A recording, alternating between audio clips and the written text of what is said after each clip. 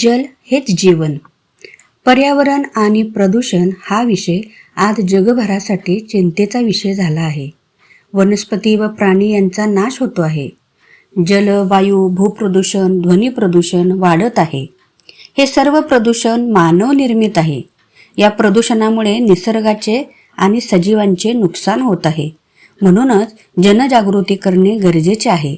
यासाठी पर्यावरणाचा होणारा ऱ्हास थांबवला पाहिजे. नैसर्गिक जलस्रोत वाचवले पाहिजेत.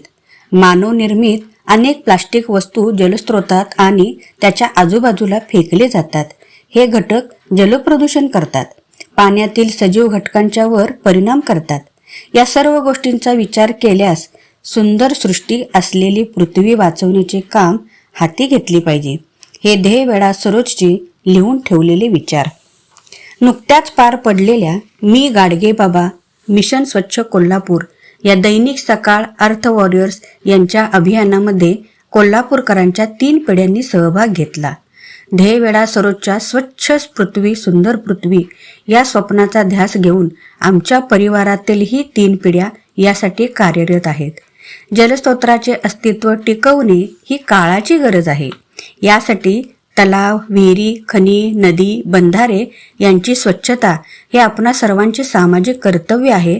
हे जाणून अनेक जलतीर्थाच्या ठिकाणी नागरिक सहभागी झाले होते.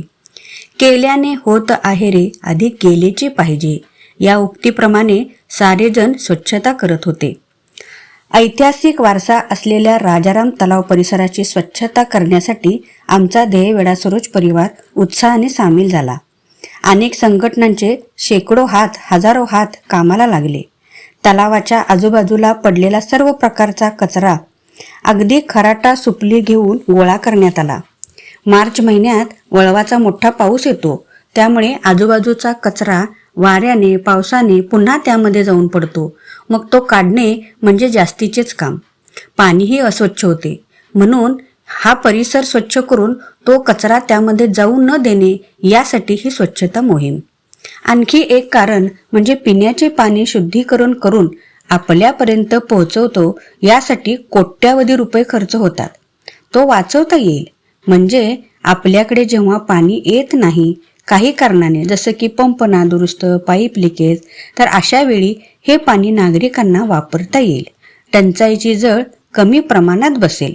म्हणून आपला परिसर स्वच्छ ठेवा, प्लॅस्टिकचा वापर टाळा आणि ही माहिती अनेकांना सांगा. अशा पर्यावरणपूरक उपक्रमात नेहमीच सामील व्हा. पाणी वाचवूया, पृथ्वी वाचवूया आणि आपले भविष्य आपणच सुरक्षित राखूया.